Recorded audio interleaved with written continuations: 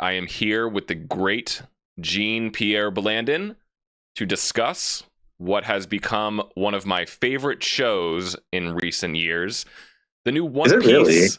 Yeah, well, maybe not, but I have to think about that. But Do your intro. Do your intro, yeah. definitely up there. One Piece, the new One Piece show, Into the Grand Line. This is the second season so far, and I think this show has only gotten better. I've always been a One Piece fan of the anime, but anyway, Gene is much more of an expert on the property than I am. And you just got a Jolly Roger tattoo of the Straw Hats, so that's I pretty did. cool. It's like on a weird play. Hold on, my phone. It's like it's. Is this video? Is it a video component to this pod? It's Yeah, right here. Yeah, I yeah. got it for Look at that. $30. Nice. So um, why don't you just lay out what is your relationship to One Piece? Did you do the manga as well as that? How, like, are you caught up? Just give us like your history. Obviously, you're a big fan, but oh yeah, no, it's legitimately my favorite like manga like ever. I mean like I grew up on like Dragon Ball, like we all did, and then like you're like an age where like you don't know like it's anime, right? You just know it's like a cartoon. And then as you get older, you learn more about like through Cartoon Network. Right? Cartoon Network had Toonami, and then it was like Megumi or something. They had like another anime mhm. block in the middle of the day. I don't know if you remember. It Oh like yeah. aired like after we get home from school, and that's actually how I discovered One Piece because they had Naruto, and Naruto was like my second big anime. And I used to get monthly Shonen Jump as a kid. You ever happen to read one of those? Oh yeah. I Um, used to dabble. I used to dabble in it. Probably like what like classic like Scholastic book fairs or like you just like friends or how would you ever like see them? Um, Scholastic book fairs, like whenever my parents would bring me to a bookstore, that would be the thing I would pick out. But yeah, it was like there was a week. So for if anyone young watches this, there used to be a monthly Shonen Jump magazine in the United States. It started in like 2003 or something. I have a friend who has every single one. Like he literally from the start was a subscriber and he has every single issue they ever released. I have a bunch. Oh man, they probably in storage at my parents' storage unit. I should go find those and show Maya. Anyway, um, but I remember like that was like my first like foray into like I remember like I bought one, I think from the book fair or something, and it was the chapter of Dragon Ball where Piccolo fights Android 17, and like my brain like fundamentally changed. I knew what Dragon Ball was, like the anime, but seeing it like in the manga original form, like my brain was like, what? Like it changed me as a person, right? Um, and that's kind of how I discovered One Piece. I remember it's the famous Four Kids dub of One Piece, mhm. right? Because you remember was it WB Kids like Channel 11? They had like Bakugan and like they had their own like little anime block and like didn't put like, that all the Four Kids stuff, and so One Piece premiered that. That's kind of how I got into it, and then um I think I fell off it for a little bit, and, because like the anime stopped airing, and then I think one time like in high school I just thought like, oh, that was a really good show. Like, what happened to it? And then you go on the internet, you learn like, oh, there was this the version you all watched as kids was an infamous, really bad kitty dub, like very censored, like whatever. And then by that point, Funimation took over the dubbing process, and I think I just found it online because I was like, maybe I should read it. And this was years and years ago, and I just kind of read the whole thing, and then fell off for a while. And then literally during the pandemic, my old job, we had nothing to do. We started to go in just because like jobs are like, you have to still come into work. And I'm like, why? We're not doing anything. But you said to be in the office for some stupid fucking reason. So I just read all of One Piece in my office. Like I caught up. For those at home, they were in like the start of Wano, which is like about like 900 chapters. I read 900 chapters of One Piece in my office because I had nothing else to do. Damn. Yeah, it was great. Yeah. No. I um, mean, yeah. and it's just like, yeah, I love it dearly. I have my One Piece shirt on, as I showed Dan. I got it at Uniqlo. I see that. I started to like I want to collect the manga, but I don't know if you know they make like the 3-in-1 volumes. Dan, have you seen those? I'm not. I'm not Um, familiar with the formats now. How it so the works. original, like a regular manga volume, like One Piece is in like the 120s of those. Mm-hmm. So it doesn't really save space, but they do 3 in 1. So it's like a big old book and it's 3 volumes in one book, right? Okay. So that's how I collect it. I'm like in Alabasta in that, but no, I follow the magazine weekly. For those who don't know, America finally caught up, and there's like weekly Shonen Jump, right? For a very long time, if you wanted to follow like current manga chapters in the United States, you just couldn't legally. You had to just like find those websites where you get anime pop like porn anime pop ups all the time, and it was like like translators who would like people who like live in Japan. They would find it, they would scan it, they would upload it to like those shady websites. And then a few years ago, Shonen Jump realized like we can just publish this ourselves online. Right. So I pay $3 a month for the Shonen Jump app, and yeah, I read One Piece weekly. Every Sunday it comes out. But not every Sunday. It's like 30 weeks out of the year. So Oda gets a lot of breaks because he's like their most popular cash cow. But yeah, I follow it weekly. I've been following it weekly for years.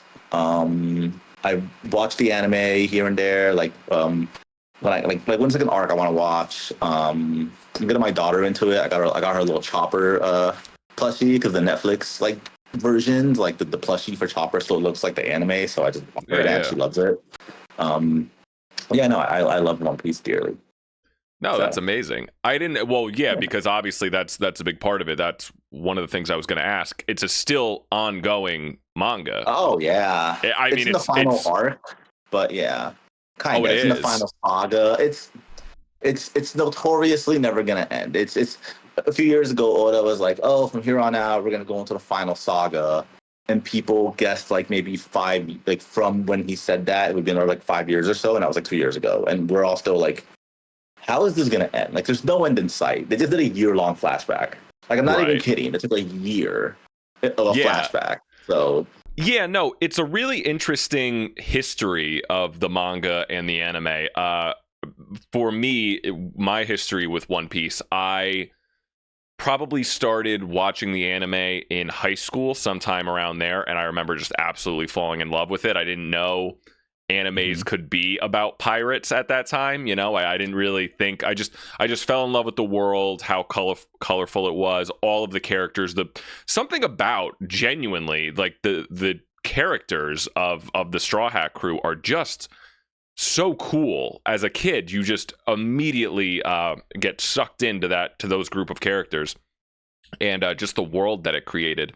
But yeah, so watched it in high school, and then I don't know how far I got up, but I remember there was a point in college years ago where I just kind of thought to myself, you know what? I think I'm gonna go. Wait, can you hear me?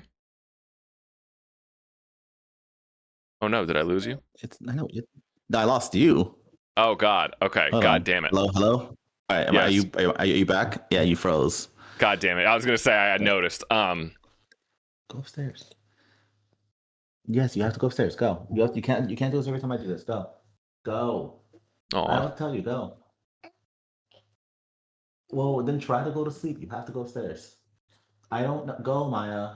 She does every time I record, like literally every freaking time. Go upstairs. Yeah, that's fine. All right, sorry. No, you're good. All right, let me take to this. Hold on. yeah, you're like, bro. Yeah. Okay. Yeah.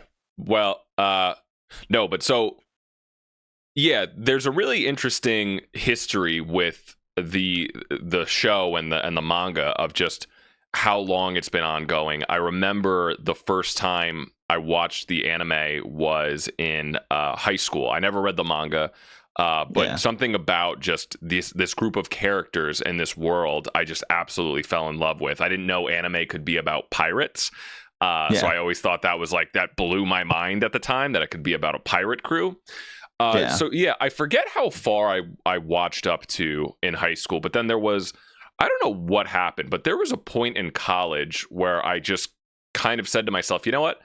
I think I'm going to start watching One Piece again. And so I ended up finding all of the episodes on a website. It probably was a shady website. And I could watch all the English dubs. That was the way I watched it. And I remember I got up to, I think where I stopped watching was after it was a little bit after Brooke joined the crew. Oh, cool. Yeah. Yeah, you're pretty far in. Yeah. Yeah, so after that, that's kind of where I fell off. So I know there's a time jump. I'm familiar with that. And I kind of know there's like a Fishman now that's on the crew. Yeah. But that's what I love about the show is, and just the story in general. Like I said, never read the manga, but I just love that I can tell where we're at in the show based on who's on the crew, because that's kind of was always the fun, was when they go to a new island, it's a new arc, they're doing all, and like, ooh, are they going to get a new crew member? Is this going to be a new cast member? The Straw Hat crew just keeps growing. And each character is so cool. And you never know, is it going to be like some wild creature? Is it going to be someone with like gum fruit powers? Is it going to be a badass? Is it going to be a wimp? What's their role going to be? Everyone has their own specific role on the crew. It was just always such fun stuff. But anyway, so fast forward. Yeah, go ahead. Yeah.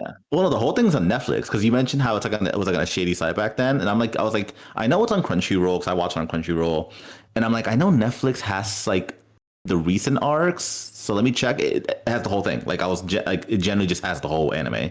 Oh wow! So, like it's very accessible now. You know. Yeah. Well. All right. Sorry. Continue.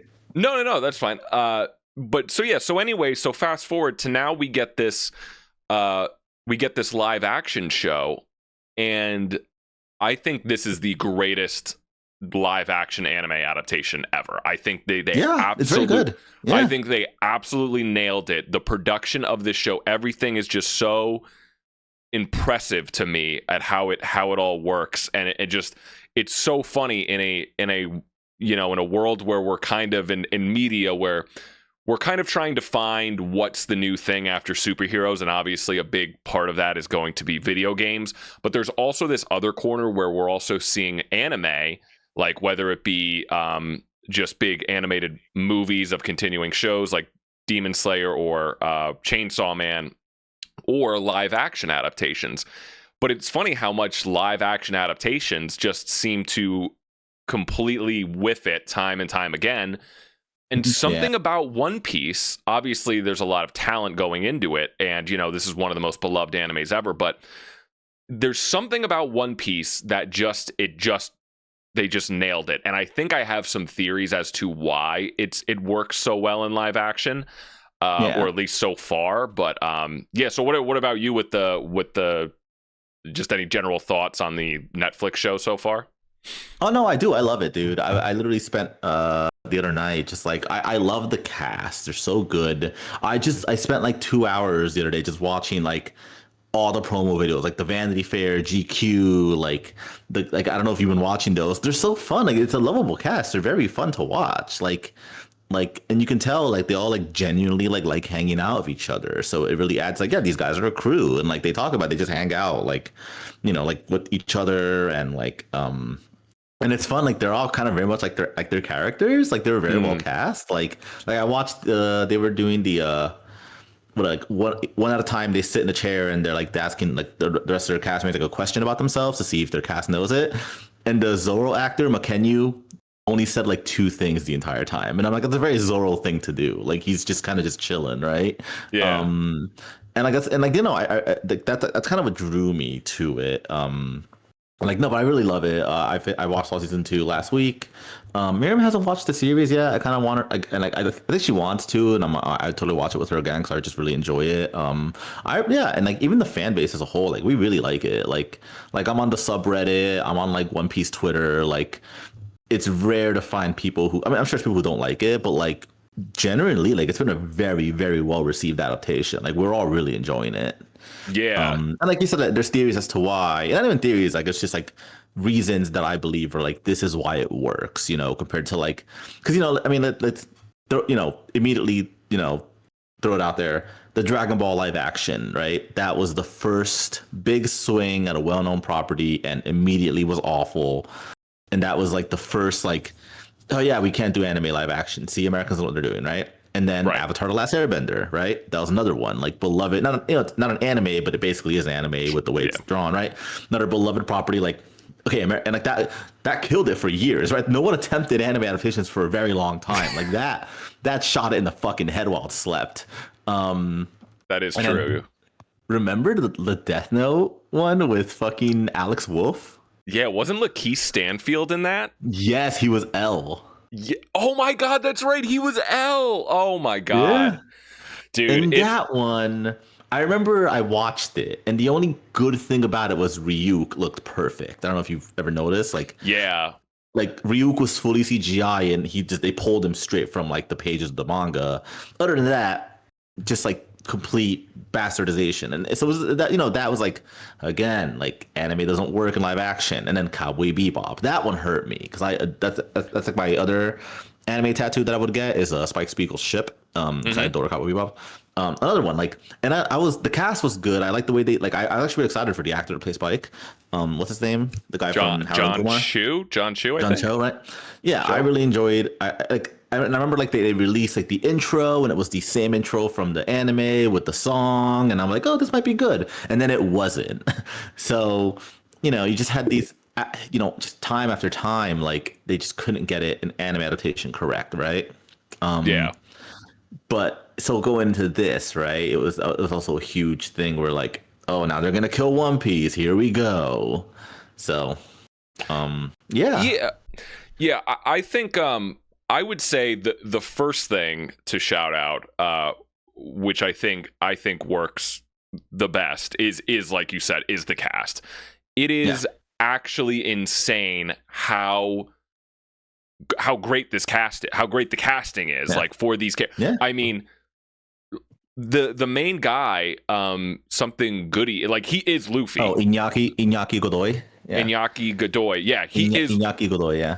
Yeah, he literally is Luffy. He's very fun. And even when you watch him in real life, he's just a guy that looks like he was born with a smile on his face, and just that blind optimism that Luffy has. It's just he's so perfect for it. Everyone. And one thing I did mention to you, which I always thought was really cool when I watched the show for the first time, the first season of this. Like, I don't know. I never thought of. I really like all the choices of how all of the characters are different nationalities, but then I thought about it. I was like, in the show, they are kind of all racially ambiguous to a degree. Some of them, like you could, I look at Usopp and I'm like, oh, Usopp would be black. I mean, like, I guess, but I just never thought about it, or I never thought about like what, just because anime is so like it could be, depending on how characters are drawn, it could be so ambiguous. But like, I think I think Luffy I read he was born in Mexico. Is he Mexican or Guatemalan? I thought No, Iñaki Godoy is from Mexico City. He's fully Mexican. Okay, but and then it's funny. Zoro is an Asian dude. Sanji has like a British accent, which he's Spanish. He's Spanish and grew up in like, and he was born in Spain, but I think he grew up in like England, kind of. I think I did read that. Yeah. Okay. I know he's from Spain because he speaks Spanish. He talked about him and Iñaki speak Spanish with each other. I looked it up too because I'm like, where is he from? Yeah. No, it's funny. If you told me that he would have like that, Sanji would have almost a British-esque accent, I would have punched you in the face. But like, it works. It Something work. I'm like that. Yeah, that's Sanji. Like that's how he would sound. And same thing with Zoro, how he's like, I think he's like the only Asian, but like he's very just stoic and just, I don't know, he sells it so well. Emily Rudd, I think, is the only actual like just white American girl, but I mean that works too. Yeah, Jacob Usopp, he's also American. Oh right, but no. So here's the thing: I thought Makenyu, the Zoro actor, was like fully Japanese. He was born in California. I did read that, yeah. But his family is like from Japan, obviously, and he lives in Japan. Like he purposely relocated to Japan to be an actor there. Oh wow! So I really thought he was, because like even his mannerisms are very like Japanese. Like I watched the clip where like, so I don't know if you saw, like Iñaki taught himself Japanese between seasons 1 and 2. Because because he's like, oh, like there's a Japanese anime and like manga. He like wanted to talk to like the fan base and like Oda. He like, I want to talk to you guys in like your language. So he taught himself Japanese, which is like insane, right? So I watched the clip where they were like at some event in Japan, and he like stood up to like greet them like in his like regular mannerisms, and Malkenyu's like, no, like you have to like greet them first. Like he's like telling him like you have to be like because it's Japan, you have to be a little more like respectful and like. So Sure. and I'm watching that, I was like, oh, he's so Japanese. Motherfucker was born in California, Yeah. but yeah, but like he's been in other Japanese stuff. I don't know if you've noticed. I was Malkenyu. looking. Yeah, I was looking through their IMDb's before this, and I think I looked it up before. Yeah, I mean, they're all very excited to be part of this, and I mean, it turned out great. To be honest, none of them really had a ton of credits. I mean, like Emily Rudd had a bit of acting before. I yeah, think she that's was it, in the right? Fear Street movies, but Yeah, that she was is. like it. This is easily the biggest thing any of them have ever been a part of. Yeah, McKenyu did like McKenyu was in Rurouni Kenshin. There's like a Netflix Rurouni Kenshin, and he did like a few other like anime stuff. Iñaki, what I read, was like more like Mexican like telenovelas and like Mexican movies. And I know Taz, the actor for Sanji, he like more like a stage actor apparently. I think he And was he was like a director and a writer too. Oh really? Yeah. Yeah. And I don't know what the guy who plays Usopp, Jake. I have no idea what he did before. The Vivi actress though, she's in Bridgerton. Miriam recognized her. Oh, okay, yeah. Yeah. I think that also helps it too. That all of these, not only do these actors just feel physically sound, act exactly like how you would think they would, but also they're largely no name actors. Like we don't recognize them, which is good. Like they're Yeah. I see that person and I see Luffy. It was actually, the biggest actor they have is David Dastmalchian. I was just gonna say, it was actually, I mean, he was great, but it was weird. Like, Oh, yeah. this is He's so good. this is the first actor I actually like recognize, and this is like a big. I feel like this is a big production show. But yeah, so and I read that it sounds like how do you say Mariku, the Zoro? Oh, Makenyu? Makenyu. I think he actually was the only one. I did read this. He actually was a fan of One Piece prior to this. Yeah. I was actually just watching a video that like Iñaki did, where they were asking him like, oh, like what was your relationship with like the Luffy and all that like before this, and he said he didn't really have one apparently. No, Emily Rudd apparently famously like really wanted to play the role as well. Oh Apparently wow. she's like a big fan too. But Iñaki talked about how he read the whole thing like because he like really wanted to get to know the character. I think just like Emily and Makenyu like were like fans. I think the other ones were more of like probably familiar, like just knew of it, but like never like watched it or read it. Yeah, no, it's just yeah, so that is easily the first thing that stands out. But yeah, and then the second thing is because I thought a lot about this. Well, I mean, number one, in the tone, I think we've learned now. They've definitely gotten to the point. I think where they kind of know what to do with anime properties like this, and the answer is you don't shy away from any of the silliness. Silly shit. Yeah. You exactly. lean into, you just do it and you play it straight, just like how it would be in the anime. And if you fully commit, it works. Yeah. Exactly. You're like letting them live in that world. You're not trying to make it like America. You're not trying to make it like the real world. Like it's like, no, this world's fucking weird and we're gonna commit to that, right? Yeah, we're gonna put in the budget. We're gonna put in. Yeah. I remember when I watched the trailer for the first season and just seeing Buggy go like with his arms and just going like announcing the move, chop chop cannon. I was like, Oh yeah. I remember thinking to myself, oh, this might be fucking good. Like I was giddy as shit watching that. Yeah. And it's funny when I remember when I was watching the first season when it came out, and my ex at the time was kind of watching it along with me, and there was the episode where and the whole time, this is how I knew this was good, because she was like horrified by it. Because we get to the episode where they meet Usopp and they're fighting, what was it, like the cat pirates? Yeah. Where it's literally like guys going meow and they have cat ears and like tails, and it looks like the most unhinged, insane like shit in the world. Like, what is this? Like, it looks like a snuff film if you're just walking in on it. And But I'm Yeah. like, but watching it, I had the biggest smile on my face and thought, this is brilliant. I love this. Yeah. But yeah, and I think, where you have things like, I was thinking where you have things like properties like Avatar: The Last Airbender. I just don't think there's certain. I think something like Avatar: The Last Airbender. It was funny. My roommate Jason was watching the anime last night, actually, just randomly, and I was thinking about. Did you watch the new Netflix Last Airbender show? No, it looked interesting, and like I remember like famously like the first picture of it was like, oh, like this looks like Avatar, right? And then I remember it was like the big news of like the original creators. They were like, yeah, we're out. Like they were originally going to be a part of it, and then they That's left due right. to creative differences. And that's when I was like, yeah, no, never mind, I'm out too. Yeah, and obviously we've done Avatar: The Last Airbender before. It didn't work, and it was funny. Yeah. I remember I think I watched that entire first season, and Oh, you did of the Avatar show? yeah, when it came Oh out, shit, you watched it. How was it? and it's like it wasn't even bad. It's just a why does this exist? For number one, it's just hard because Aang is like, canonically he's a 12-year-old boy, and Yeah. in the show, like in the anime, it's kind of, I don't want to say he's like, it's ambiguous to how old he is, but it's weird when you have like an actual 12-year-old child playing him for some reason. I don't know why. It's just hard to kind of like wrap my head around it.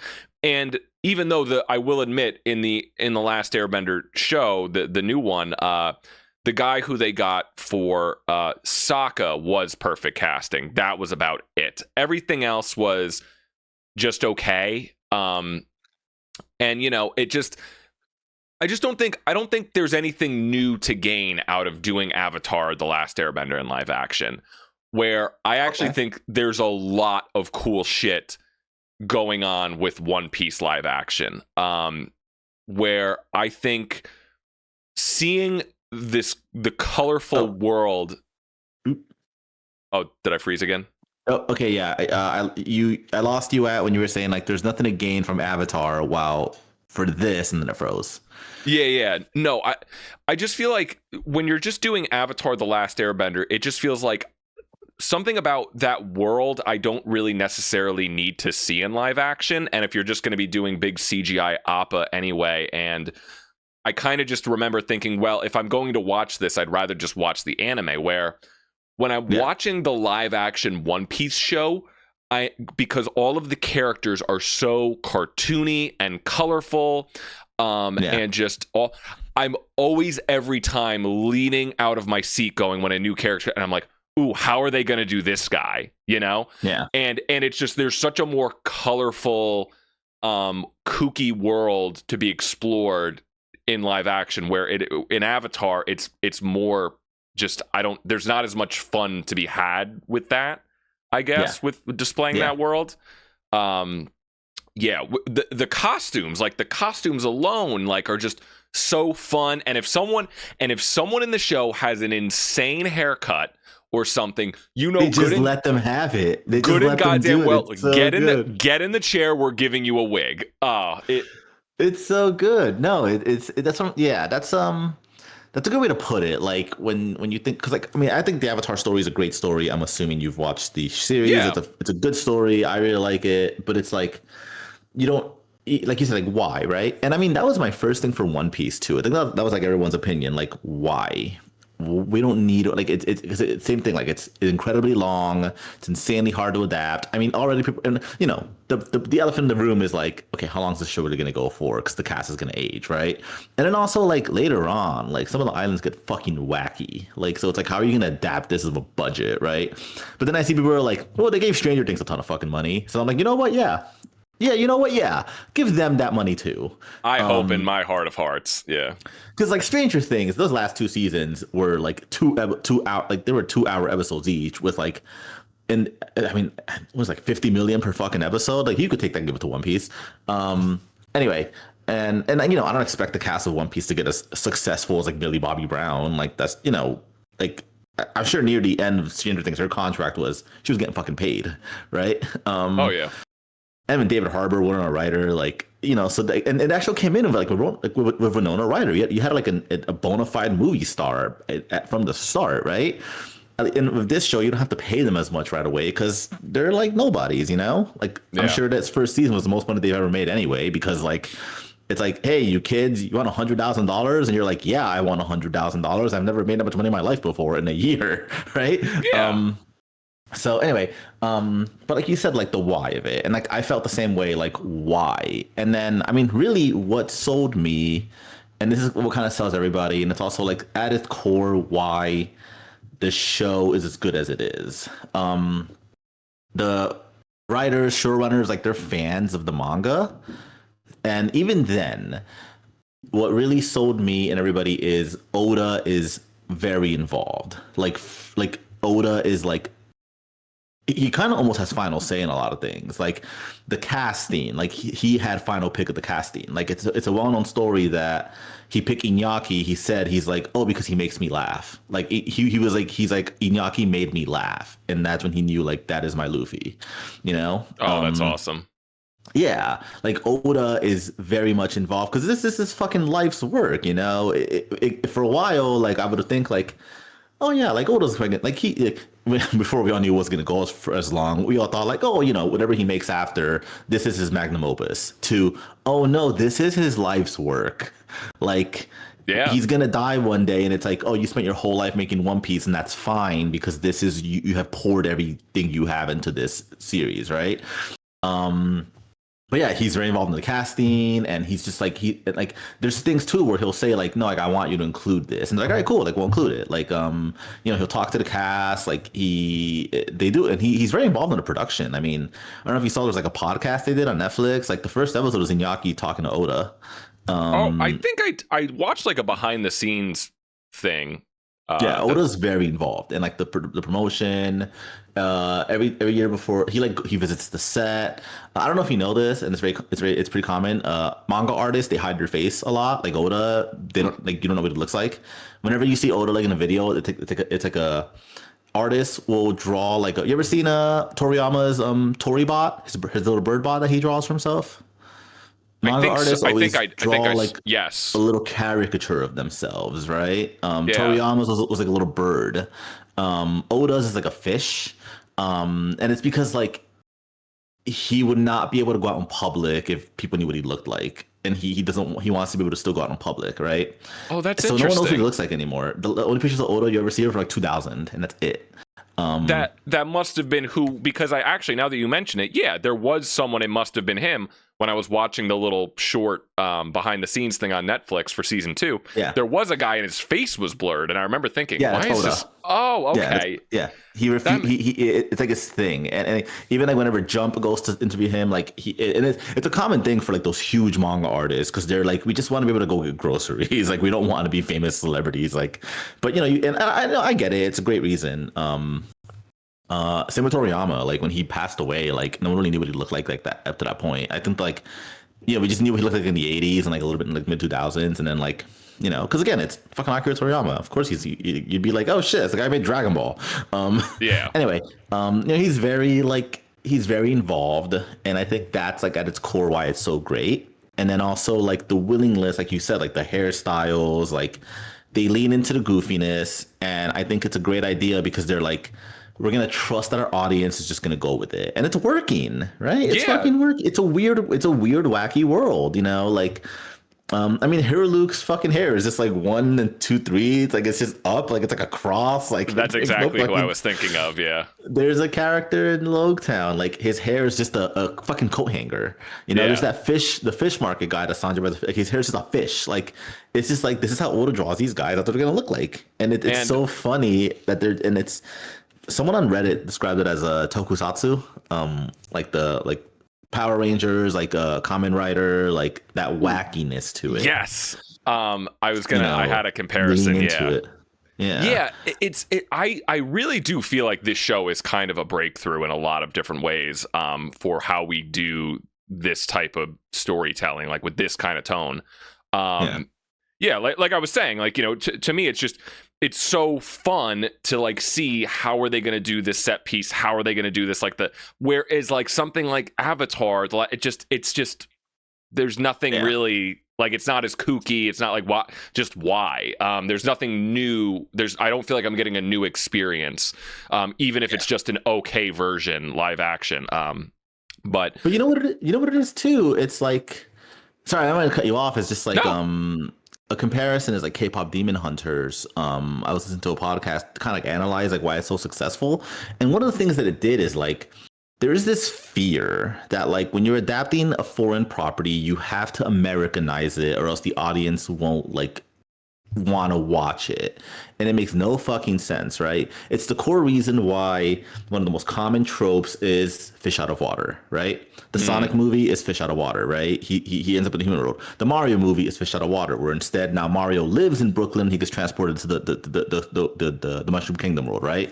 They always default to fish out of water because they're afraid that people aren't gonna like relate to these wacky worlds. So it's like, oh no, it's okay. Either we're gonna take the crazy character and put him in the wacky world, or he's from the wacky world and he's in the human world, right? Because either you're gonna relate to the character, like Mario, right? He's like a plumber. And I like the Mario movie, but he's like a plumber main in character, Brooklyn. right? He's along the ride with the audience, going, "Whoa, I don't know what this world is." Yeah, that's what the Mario movie. And even Sonic, even though Sonic's from like, you've seen the Sonic movie, right? He's like an alien or something from Owls or some shit. Yeah, and he ends up like on our planet and hit with fucking the Cyclops actor. So it's that's been like the default for a very long time. And then I listened to a podcast talking about K-pop Demon Hunters was such a phenomenon because like that's not. Have you watched it? Have you watched K-pop Demon Hunters? Unfortunately, I did. It's a good movie. Well, like, you know, it's like it's like, no, like this movie is like they are K-pop idols, right? Like they don't explain to you what an idol is. They don't care. They don't explain to in the movie they use the term they call the Saja Boys. They're like, they use a term to describe them, and I was like, Miriam, what does that mean? And Miriam's like, oh, it's like a K-pop term where it's like if you're like an elder band, it's like what you call like the new rookies. Like they're like your like they use the word, it's a Korean word, like and like the songs are half in Korean, like it's set in Korea, right? They could have just taken like, you know, like 20 years ago that movie would have been like, oh, here's this pop group that's like in America, you know, like, or like they go to like, but like, no, this movie was like, no, there's a Korean movie and it's gonna be Korean, right? And it fucking worked like incredibly well. I mean, half the songs are literally in half Korean when they're singing them. Right. And I think that was like a breakthrough, right? You're trusting your audience to just like, you're smart enough to just go with this, right? You don't need it to be Americanized, and that's the thing again about One Piece. Again, like you're trusting your audience, and it works, right? You got to trust your. And you know what I was thinking about? I think an example was like, listen, when you're fucking watching Lord of the Rings, like that's a fantasy thing, like that's in its own world. You're trusting the audience to go along with it, right? When you're watching like The Witcher, like it's the same thing. When you're watching Transformers, and you're watching any other American properties that are set in another world, you're trusting the audience that it's like, okay, yeah, Aragorn and Sauron and Mount Doom, like none of that shit is American, but your audience knows that. Yeah. Why can't you do the same thing for foreign properties? Yeah, you're allowing the audience to immerse themselves into this world and not having to feel like and you have can do to the like same thing for non-English properties, right? And it's working. Yeah. No, I completely agree. That was one of the things I remember loving a lot about Lord of the Rings when I watched them for the first time, thinking, wow, this is so unapologetically nerdy fantasy. It's so unapologetic. Oh yeah. Same thing. And like same the thing. Language, the way they speak is like English, but it's not like what we speak like. When I saw You Shall Not Pass for the first time, I remember thinking it's so like unapologetically like Dungeons and Dragons. Stood up and you were like, you're like, but I don't even know I'm referencing because I'm 10, but I'm referencing something. Yeah, like, but this is the stuff I want to see. Like, even as an adult, like, go crazy, be weird, embrace the genre. Oh, it is. Oh, dude, I watched Fellowship of the Ring recently, as you saw in Letterboxd, and I was like, oh fuck yeah, this movie like just from the start like immerses you. Like, doesn't explain to you like what a hobbit is. It's just like, yeah, these are hobbits. Like, they're little people. That's all you need to know. Gandalf is a wizard. Why? Because he just is a wizard. That's fine. You discover it on your own. Yeah. it just tells you like, okay, yeah, here's the One Ring, right? Hundreds of years ago, they fought it. You know, the Isildur didn't, you know, he kept it for himself. It gives you like all you need to know, right? Like this ring is evil, corrupted mankind. And also it doesn't tell you why the fuck Bilbo has it. It just tells you, yeah, by the way, Bilbo now has it for some fucking reason, right? It got lost to time, and oh no, Bilbo, you see he finds it in the cave, but like it doesn't hold your hand, right? It just gives you enough. And again, you got to remember, it's a fucking sequel. The Hobbit is first. Right. Right. Yeah. But like in 2001, they were like, no, don't worry about it. You don't need to know that. We'll just give you. We'll just show you in the beginning. Hey, this ring ended up lost in time. Bilbo ends up finding it in a cave. That's all you need to know. Right. And it fucking worked. Why were you afraid? And like that was like 20 years ago. Why are we afraid? Yeah. No. You know. Yeah, exactly. No, I completely agree. One of the other big reasons I was thinking about why I think this show works so well is because when I think about when I used to watch One Piece, the thing about the anime is, and I don't know, I'm sure maybe this is the same for the manga, but the as much as I love that world and that story, and I will just I can consume hours and hours of it, it is one of the most damning, like almost damn near criminal amount of filler I've ever seen in any property ever. Yeah. That's the big complaint. The pacing is awful. That is the one, like the worst thing about One Piece, hands down, at least the anime. I remember when I was watching it, when I was getting caught up with it back in college, and I was getting to like, and I felt like it was getting worse as the show went on.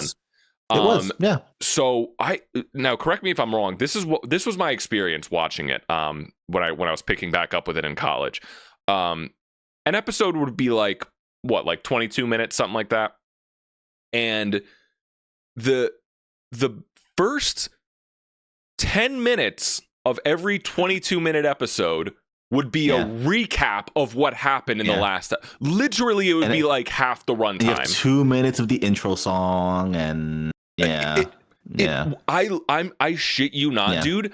I started to watch the show by doing every other episode because I was like, I'm gonna get the entire episode again recapped, and it would, and it was funny. I was watching it with my roommate, the Netflix version, and we were watching like a big set piece happen, and I would be like, dude, in the anime, this scene would be like 10 episodes. This one scene would be 10 episodes because they just would stick on a fight scene for so long. I mean, obviously it builds up the drama and the tension, but my God. But you know what that is, though? You know what it was? What? It's so One Piece famously for a very long time until literally this year, Dan. So anime released in seasons, right? Like everything else. Like you do a season, like here's 10, 14 episodes. Okay, we'll see you in 2-3 years because animation takes a long time to produce, right? Right. Like Demon Slayer premiere. Oh, Demon Slayer does like a movie format now, which is weird. Anyway, but like most Japanese anime, like there's like a special, like in Japan, it's like the anime season, right? One Piece never did that. One Piece just aired continuously. Like it never would go away. It would never go away for like a year or two because they were making it. They just kept going. So they would risk getting too close to the manga. So you'd have to do like not filler episodes, but filler like scenes. Like just you got to pad it, right? Here's a flashback. Here's a reaction shot of someone, right? Like and you know what that is? That's Toei. Toei Animation's infamous for that. Dragon Ball anime is like that. I have now watched Dragon Ball. I love Dragon Ball Kai for a fucking reason. And they've kind of like been doing little ways to like address that, where One Piece took a notable break for like 4 or 5 months last year. So what they did is they took Fishman Island and they remastered it, where they just like chopped out all the filler. And then they aired that in the time slot. And I watched it. It was fucking great. So One Piece, for the first time ever, stopped at the end of Egghead, and they were like, okay, before we go to Elbaf, we're gonna take a 6-month break, and then they were like, by the way, One Piece is going seasonal. So people would joke that the first season of One Piece was from 1999 to 2025. I do remember reading that. Yeah, that's right. It was recent. Yeah, that no, that's kind of what I always figured the reason was, because it was just like an episode would literally only be like 10 minutes of new content. And I remember it was like every time if they were in a fight, someone would get punched and they would like linger on that for 2 episodes would just be people reacting to one person getting punched. Anyway, I say all that to say, obviously what this show, the Netflix show does so well is it just takes all it takes just like concentrates the core beats of the show and just does fast. But like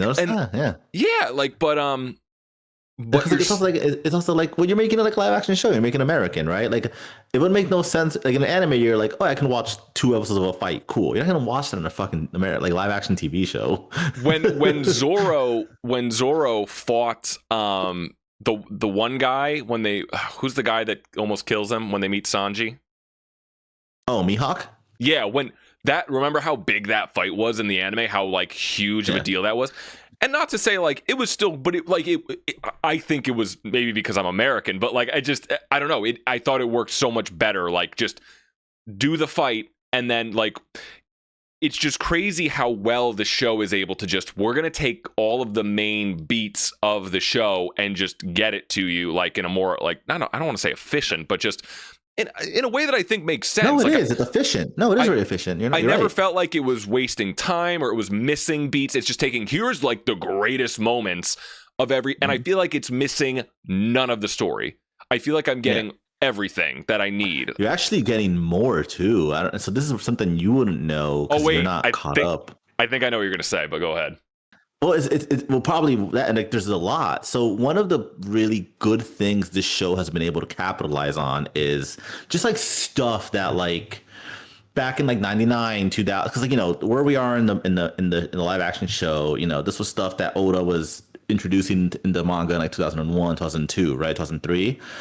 You know, we are 20 years later, 23 years later, and it's like now we have all that more story. So you're able to introduce things earlier, things that would have made sense to introduce earlier too, but they just didn't exist because Oda hadn't thought of them yet, right?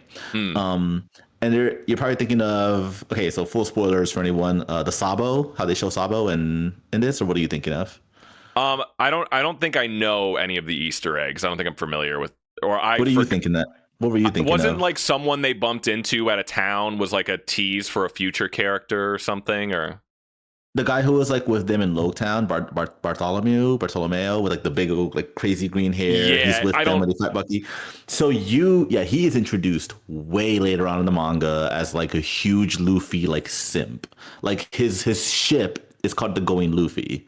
And he's like he like worships the Straw Hats. And then they show you like, oh, by the way, you know, when Buggy almost killed him back then, he was in the crowd. Obviously, like he wasn't back when they first showed that in the manga because the character didn't exist yet. But you can retcon, right? You could be like, by the way, he was there the whole time. This shows like, all right, cool, we're gonna have him there the whole time because you have that, right? You have that 20 years of like story to pull from, right? And I think I loved how they did it. I love how like he sees Luffy's poster and he just like does it himself, like in the reflection. But that was so cute. Like it was such a it was just really wholesome, you know, like.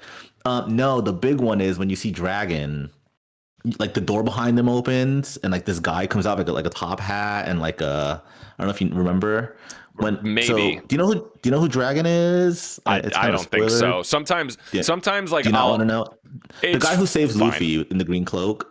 From Smoker. I think I do recall this roughly. You would. Yeah, that's his dad. That's his dad. That's if I saw the character, maybe I would know. Like sometimes, yeah, because it's been so long. If you watched up to Brook in the anime, then yeah, you knew that. That's Luffy's dad, right? Yes. When he's watching Luffy sail away, and he's like a pirate, he's like, all right, cool, whatever. And then like the door behind him opens, and you quickly see a character. That is a hugely important character who was like a huge secret until like the time skip, and like the fact that it just teased him is insane. Like just and they're doing these things, you know, like there's very little things that it's cool, like that scene of all the king when you see like when Vivi was like a little girl and there was that meeting of all the kings. That's called the revelry. Not even a thing in the manga until way later on. But again, this shows like, well, the revelry's been established in the manga as like a thing that happens every few years, so let's just show one. Like you can just really start. Yeah. you know, you can like the world building is so much richer because you can pull from 20 years of it, right? Right. Stuff that like take forever to introduce in the manga, the show is like, we can just show it. Yeah, they have the hindsight too. Yeah. I mean, the big change is Garp. Like at the end of season 1, Garp meets Luffy on Nami's island. Like that's a huge change. You don't see Garp until way later on, and like Garp doesn't meet Luffy until way later on in the manga.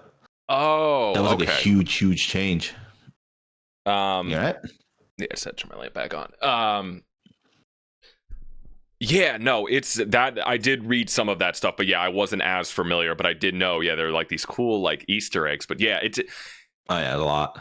And it doesn't, like you said, like they kind of retconned it in the anime to be like, oh well, that guy when they introduce him, but he was actually always in the crowd way back. So like now, like yeah, it feels like it's the show can just use that. Yeah. They can go ahead and be like, oh well, now we can show that because it was literally written that he was there. You know, but they even do more, like him hanging out with Luffy and like Nami. Like that wasn't at the manga's not like that, but the show's like, fuck it, we're just gonna have him do that. Like why not? It doesn't like you said, it doesn't change the core beats, right? Right. It's like a fun. It's like enough of a reimagining that like it's not breaking like the lore, and you can still do the beats, right? It still establishes them like for later on if they get to that point. I'd be surprised if they do because it's way later on in the fucking manga. But you know, it's just things like that. I mean, there's a huge one when you see the giants. It's like a line the giant says, which is insane. It's like a huge lore drop. And there's just all these little things that you know you just get the hindsight of. I mean, one thing they do is like you see Wapol get his devil fruit. Like you don't see that in the manga. He just has it, right? So now in this, it's like, oh, like Baroque Works gave it to him, right? And I don't think that's a bad change, you know, because it's like, oh yeah, I guess, right? Like it doesn't change anything about his character. Yeah. So even things like that. Oh, Joe Manganiello, he's the other huge actor in this because he's playing Crocodile. Right, I did forget about that. That's another thing too. Like they're hiring like more Hollywood actors. I think is cool. You know, it's like a. Yeah. Did the guy play Smoker? Do you know if he's in anything else? Have you ever seen him in anything else? He did. I do think he's been in other stuff. But I wouldn't know. Off yeah, the top. He looks like, I feel like I've like seen he's him more like an actor. I think the guy who plays Buggy is like in a few other things too. Dude, I looked at I loved it. Everyone, even the guy who, it's like, how would I even begin to cast who would play Buggy the Clown? But he's so fun. He's so good. And then like I look at the actual picture of the actor. I'm like, I would have never thought he looked like that. Obviously 'cause he's in makeup, but yeah, it's just his nose kills me because I always like it's hard to tell in a manga or an anime that it's like it's a clown nose, right? But Oda was like, oh yeah, this is what his nose looked like. So like in the show, like you can the prosthetics put on to like be like they could have just easily in this show just been like, yeah, he just wears like a fake clown nose because he's weird. The show's like, nah, bro, that's what his nose looks like. Yeah. And it looks so fucking like when you look at it, you're like uncomfortable. You're like, I forgot that would not look good in like real life. Like like and the show like it doesn't shy away from that, right? It doesn't shy away from like, hey man, like sometimes when Luffy stretches, you're like, it looks weird because it would look fucking weird in real life. Like a man's just stretching. Yeah, like, no, and they don't. They don't shy away from it. Okay, wait. I have to ask you, what do you think about Chopper's like big old like human form, like how they do it? We were gonna get it. I was gonna get into that. That was gonna be my next topic. I fucking loved it. Yeah. Like it's like a guy in a suit. Oh, Gene, I was pumping my fist. No, that was actually the next thing I was going to get into.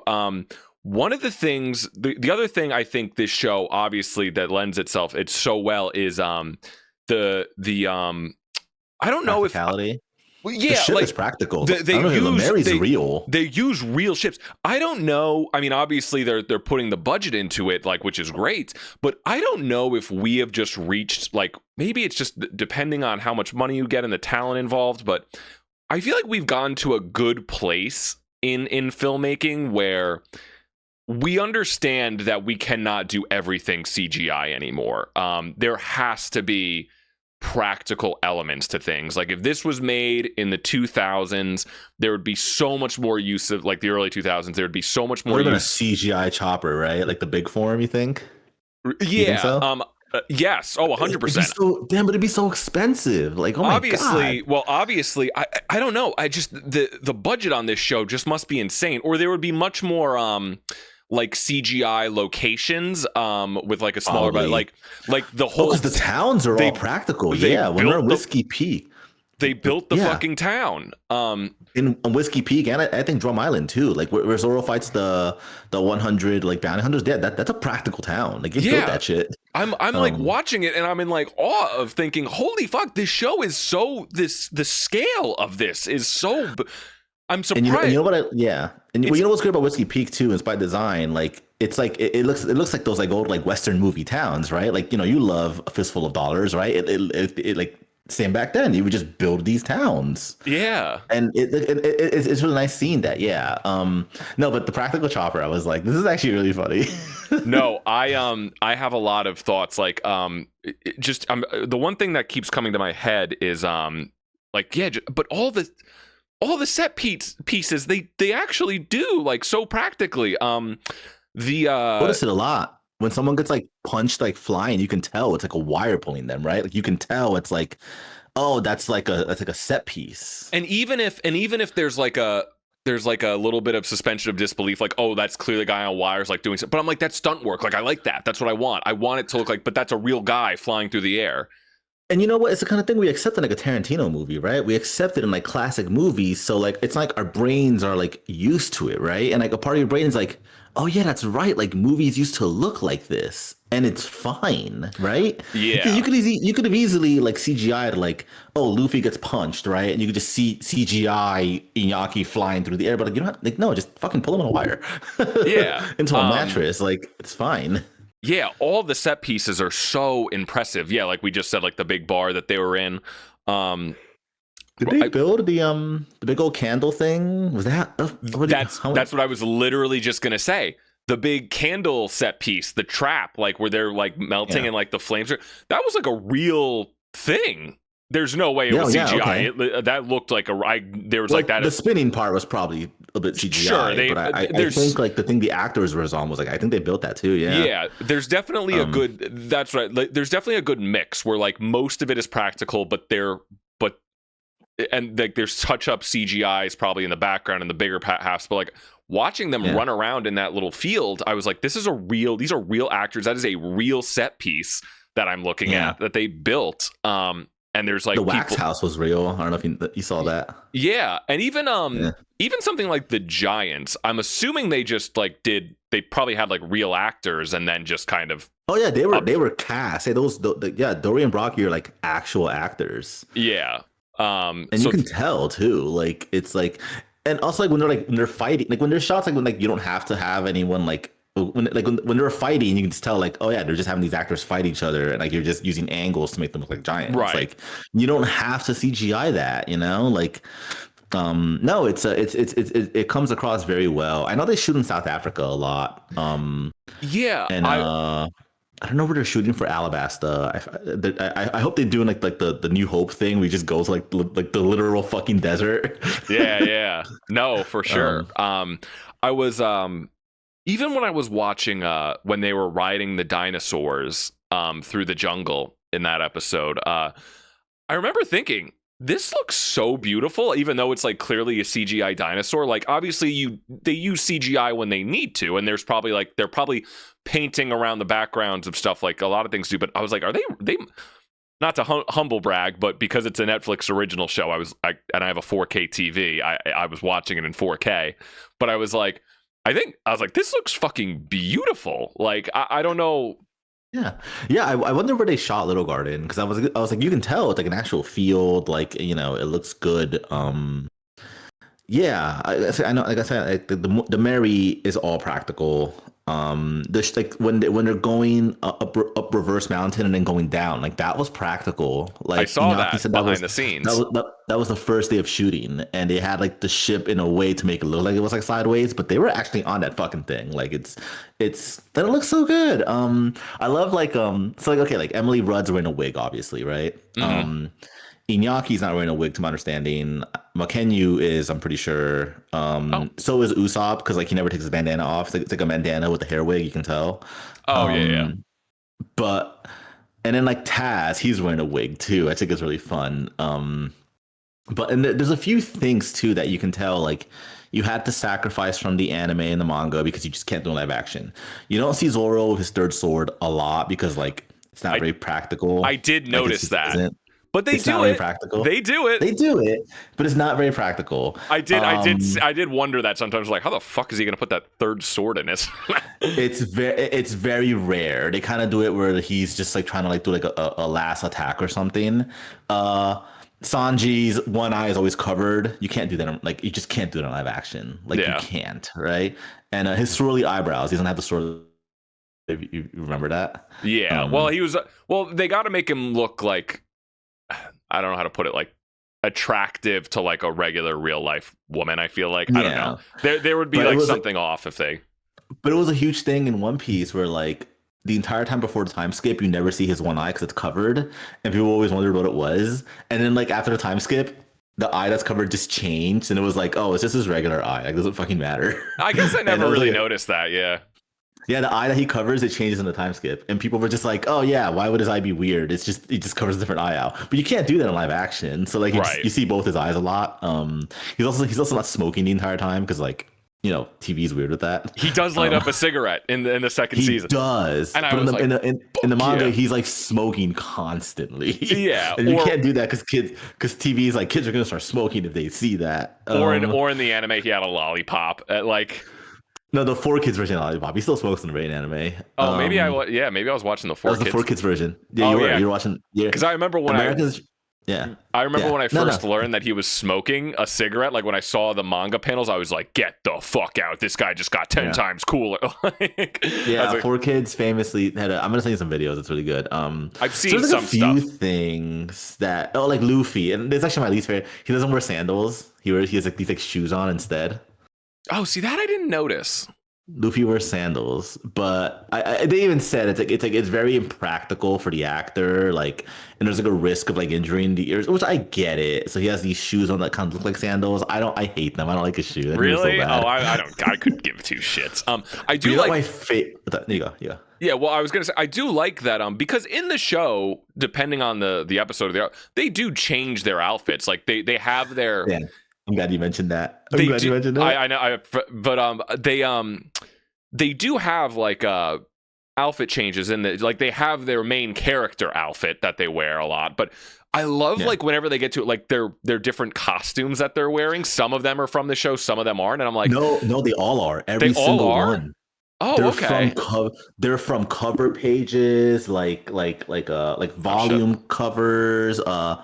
Like they pull them so like like when you're doing like a manga, right, you can do like a fun cover page, right, like like just the cast, like just like the characters doing something that something fun. They pull outfits from those. The one with the Whiskey Peak one where Luffy's in like a baseball outfit, legitimately, Dan, that is from like a Weekly Shonen Jump cover from like 2003. Like it's just really? a cover of Luffy and like they just like it's so fun. Every single outfit they wear is from either something they were in the manga or something they wore like in a cover page or something. Oh, which is really impressive. Yeah. It's really fun. So you're noticing all of the outfit. Yeah. See, I didn't even I didn't know any of that, but I knew some of them were right. I recognized some of the outfits, but yeah, that's another thing too. Like just seeing like, oh, look at their outfit that they're wearing. Like it's they're getting funny outfits. Yeah, it's so fun, and they're all so colorful. And then even Dan, like on Drum Island, like when they're in the snow, like their jackets lifted from the pages of the manga. Like those are the exact jackets they were in the manga. Yeah.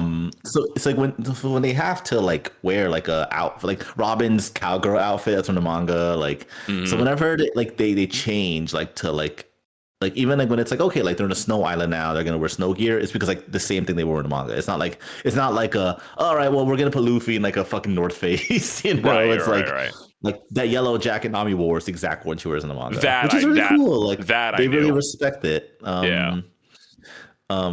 Like it's cool seeing it in live action. Like you're discovering it, and it's like, wow, look at this. Like, but even how do you feel about like CGI Chopper? What do you think? You think it looks good? Yeah, I think he looks good for the most part. I was a little concerned, like because I gotta give it. I'm really giving it to Netflix here, where I'm saying I'm just so impressed with how much money they put behind this show, because when I knew Chopper was going to be probably the last episode, and I remember even when we watched the trailer and it was like first look at Tony Chopper, and I had the thought to myself, I'm like, man, that is like a full CGI character, which they have to do. And I did hear that they used like a puppet on set or something, and yeah, it's a little like it basically just like him, yeah. And they have it's a puppet and then a little girl that they're acting with, yeah.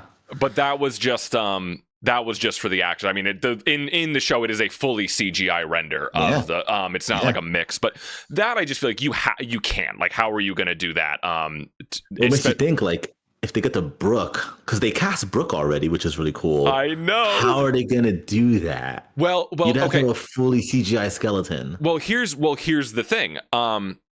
So I actually, like I said, so I think Chopper looks good. I think he looks good. My fear was, I thought, well, because he's a super like fully rendered CGI character, are they going to have to like limit to how much they show him? Like, is it going to be like the Scooby-Doo live action thing? Yeah, is it going to be like Scooby's not there for a reason? They're going to show like, am I going to notice how little shots they have of Chopper? And no, like I thought about that too. The whole flashback, like he's in it, like he's in it, man. Like he has to be. The whole flashback it's his flashback. No, I know. That's why I was like, how are they? I thought is this going to be where they cheap out? But I think they'll figure out ways to do it, but like there's just like ones like legitimate like Brooke, like he's a fully CGI skeleton.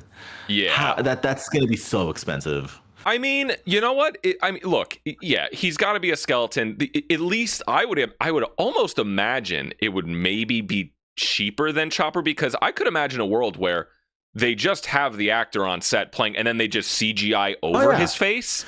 I mean, they cast a fucking actor. He sounds great. Yeah, I know. And then he dubs over it, right? That's what I think they're gonna do, which would be really cool. Yeah, like we've reached a point where they do like you can do like live action and just like use CGI to just paint over something, essentially. Yeah, I mean, when you watch, we watched Infinity War again. I was thinking, I was like, well, like Gamora is full, like that's all makeup.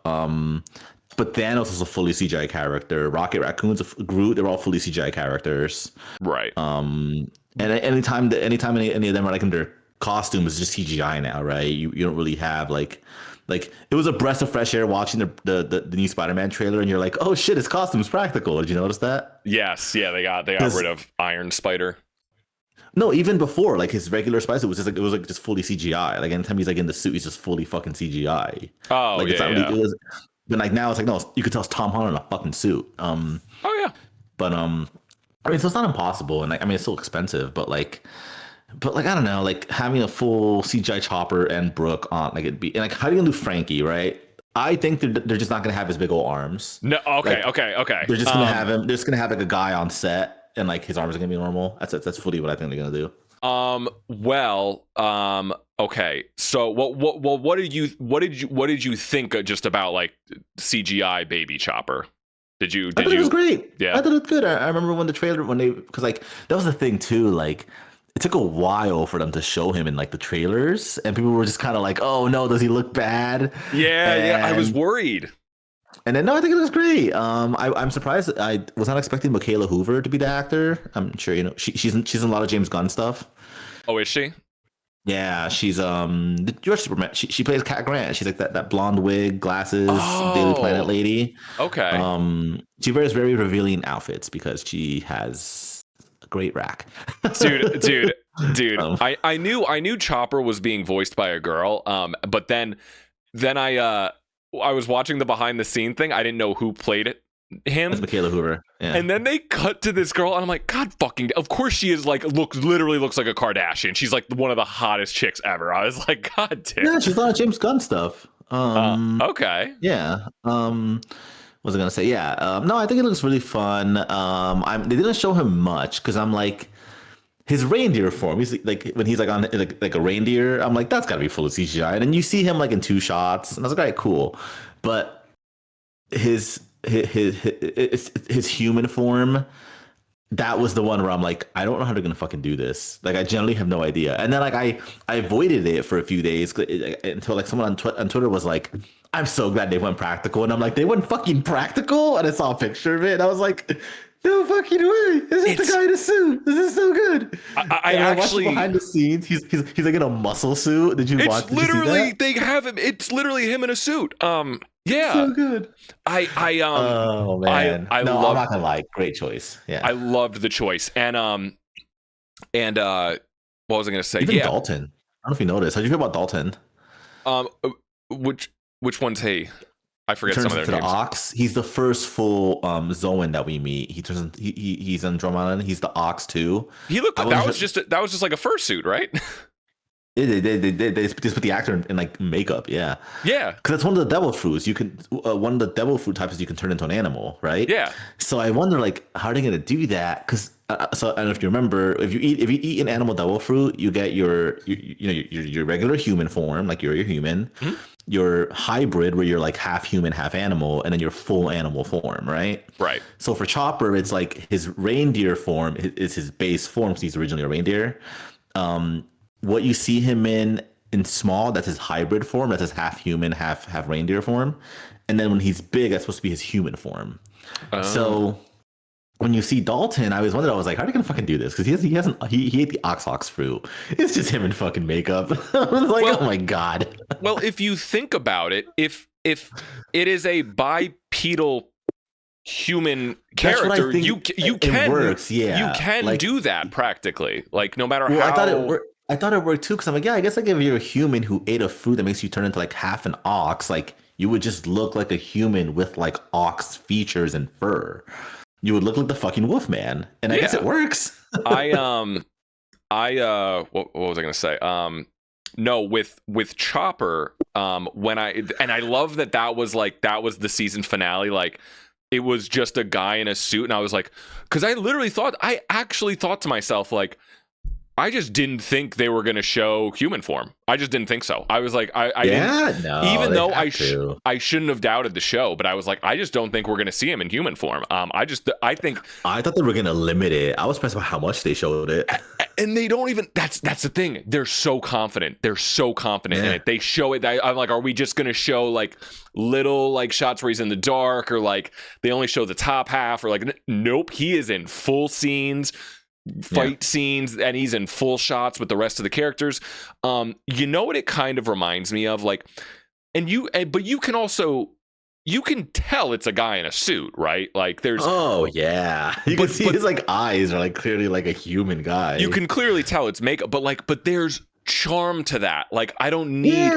I'd rather that than a fully CGI model. It's very Hollywood, right? Like the old Wolfman, like you would just have a guy in a suit, like the old Frankenstein, right? And like as kids that grew up on like CGI stuff, we've talked about this before, where I see a guy in a suit, it blows my mind. I'm like, oh my god, that's like a real person in a they made a suit. But do you remember, like, do you know what I kept thinking of? Like, do you remember back when we were kids in the 90s and like they would do like, remember like the live action Teenage Mutant Ninja Turtle show, or like Power Rangers?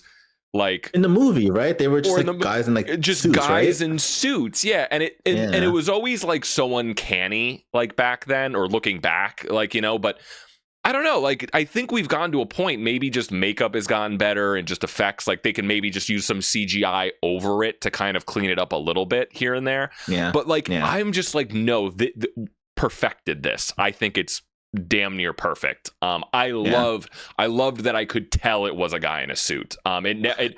It captured me even more. Like maybe just something about like child, like I'm seeing like a real, I think it helps escapism too, right? Like, you know, like for a long time we were so focused on like making things look as real as possible, where it's like, no, we want to escape from the real world because the real world fucking sucks these days. So like, and like we want to escape, and I mean that's what One Piece is, right? It's escapism. Do you know of anyone else who watches it? Because for me, my director at my job, I showed her my tattoo, and she was like, "Oh, she's like, I saw that on Netflix, and I ended up watching it. I loved it." And I was like, "Oh my god, my normie ass fucking boss, like who's like a 50-year-old woman, like watched One Piece or what?" Yeah. I didn't get a chance to like talk to her about it, but I'm like I'm generally curious. Like that's what Oda wanted. That's literally why Oda went to like was like Netflix, because he's right. Netflix still has the most pull, right, for streaming. It's still the default streaming service, right? Not everybody has HBO and everybody has Disney Plus, but I think everybody has fucking Netflix, right? At minimum. Yeah. So he was like, this is gonna help. Like and Oda knows like One Piece isn't as huge in like America as like the rest of the world. So this was kind of his goal to like break in through the US. Netflix, and it's fucking working. Like I genuinely want to talk to my like I keep meaning to talk to him and be like, what do you think of One Piece? Like I want to know what like people's thoughts are. Like you and people who just like you've never read a manga, you've never like watched an anime. You probably don't even know this, like you know, you probably don't even know like this is originally like an anime, but like, what do you think of this from like a purely like outside perspective? Like, I'm genuinely curious because you at least know what One Piece is, like you know, and you've watched the anime, but like, I really want to talk to somebody who's like, their only exposure is this live action series. Yeah, it's funny. My coworker, she is very like nerd anime. Her and her boy, they're big anime people, right? She's never seen or read One Piece.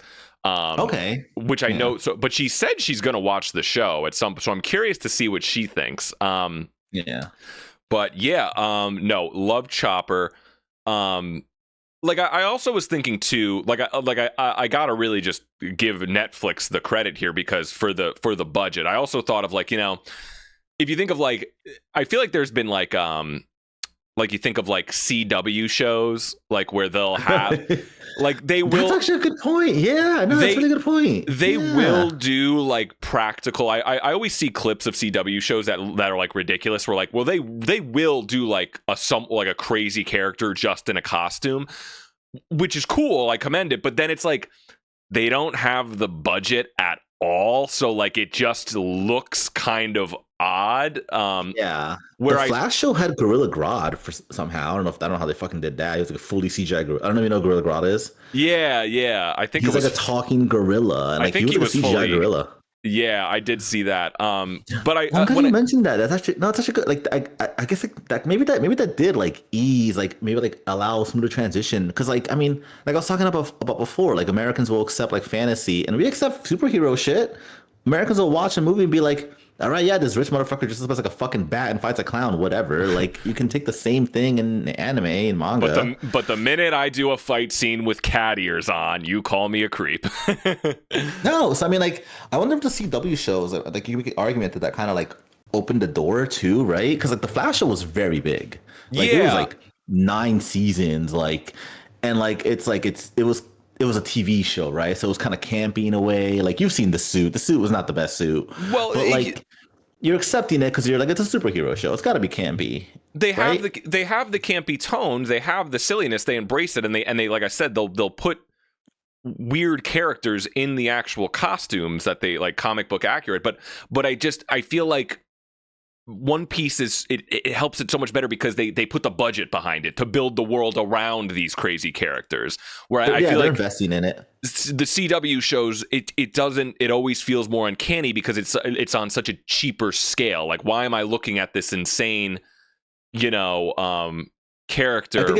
I think but they're shooting in like some random like it looks very low grade. Like I think that's where the clash is. Where here the world is being built around them, so it works. It's also like it's weird when it's like, well, these superheroes are like super powered and they're weird and like they're abnormal in this world, right? These are abnormal characters in a very normal world. One Piece is like, no, everything here is fucking abnormal. Yeah, exactly. Like Luffy's a chopper. Luffy's like, I'm a monster too. Like and like they lean into that, right? They're like, no, like this kid has people Reddit said like they're nerfed in a bit, and they kind of are. The characters are nerfed in a bit.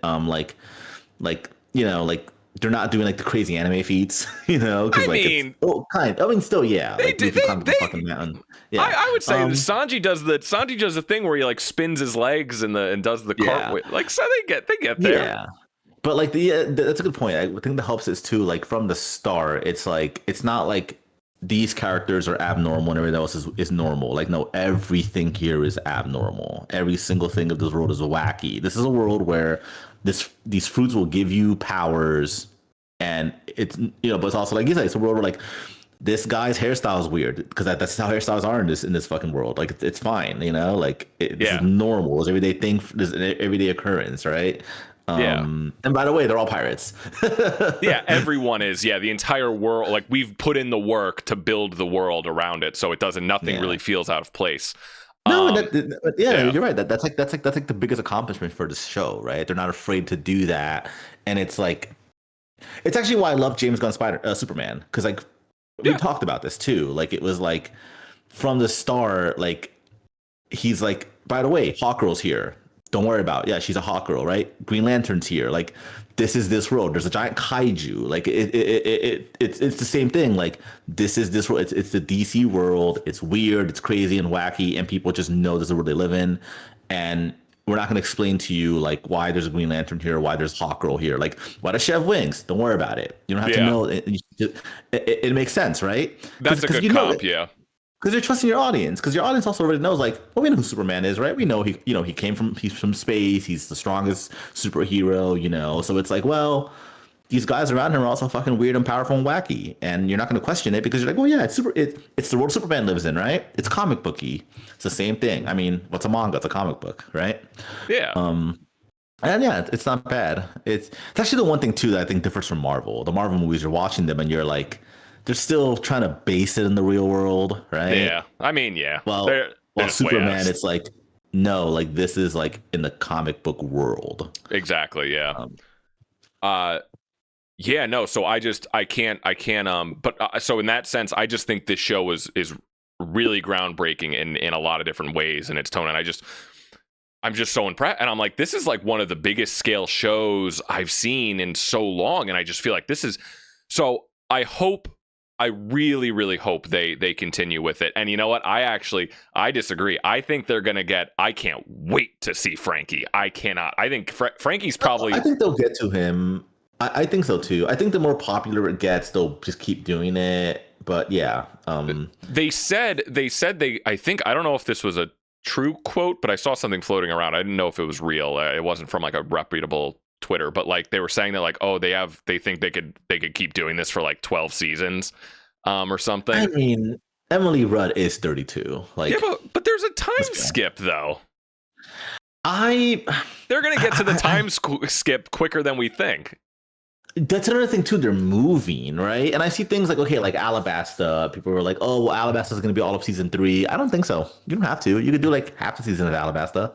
You could do like, I would love to see, I don't know if you remember the arcs, like after Alabasta, it's Jaya, and then Sky Island. I would love for season 3 to be half Alabasta, half Jaya, with it ending of them going to the Sky Island. And then season 4 would be, because Sky Island's not very long. Like, it's possible. The pacing is going very. People have, they've said like, oh, like the first season covers like 100 episodes of the anime, right?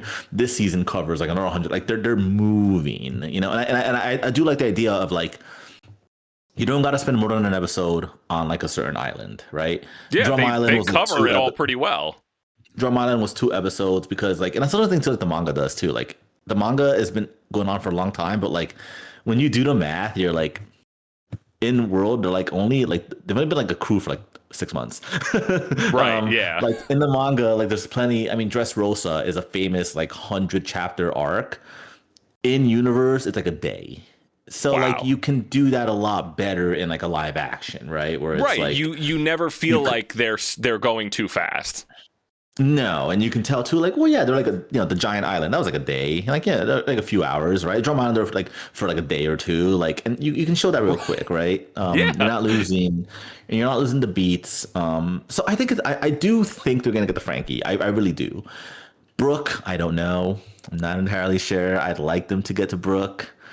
Well, it's a It's a big question. Hopefully it just proves to be a huge, I hope this is one where I'm like, I want this. Like usually I could give a shit about box office or how successful something is as long as I like it. Yeah. This is like the one thing I could remember in recent memory where I think to myself, I want this show to be so successful, which I think it is, but I hope it justifies its budget because I want this to keep going. Because I think it's so great. They did skip one island too in the first season. It was like 1 chapter in the manga, 1 or 2 chapters. I forget some of it. It's the guy who's in the chest. It's not a very like important arc. kind of. It's a Oh, weird okay. arc. And like, yeah, I mean, there's a few like and they cut out a few. Okay, so in the Baratier in season one, they just didn't even include Don Krieg. Like they just cut him out completely. And yeah, you don't need him. The Yeah. main villain of the Baratier, you don't need him.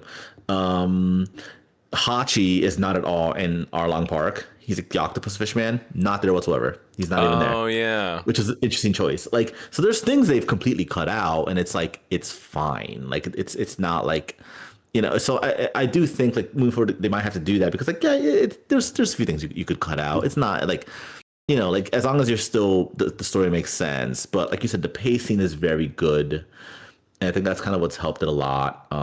Yeah, I'm very curious.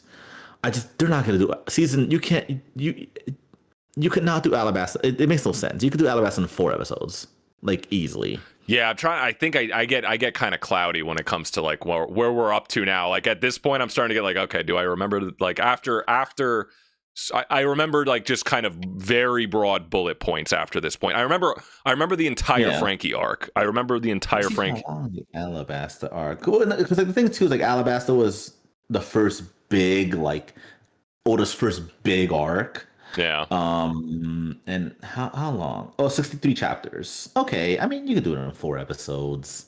You really can. You don't need 8 episodes for it. I think they'll do that, to be honest. At this point, I trust them. It was 8 volumes, and I'm trying to think.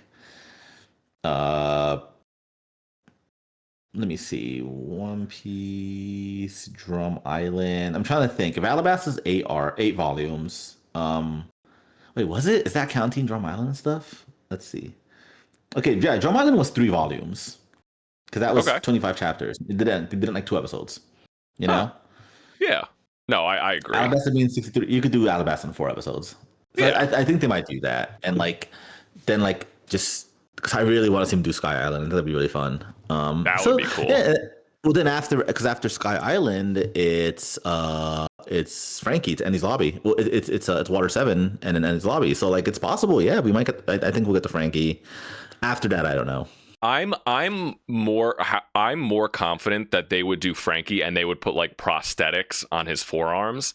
Yeah, you could do like big old like yeah. You could do I fully something. believe they would do that. They have committed people to the makeup chair. Again, just so fucking impressive on every level. I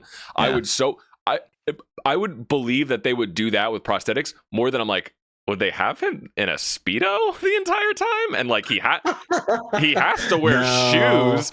Like he has to wear shoes. He can't be barefoot. Oh Like, yeah, he's just barefoot. That's right. 'Cause he's a robot. Yeah, I he's mean, they have barefoot. characters walking around with like open shirts with like their chest just hanging out. Like that's fine. But I'm like, Smokers like that. Yeah. is he gonna be in a probably? Speedo? Like, I don't know, man.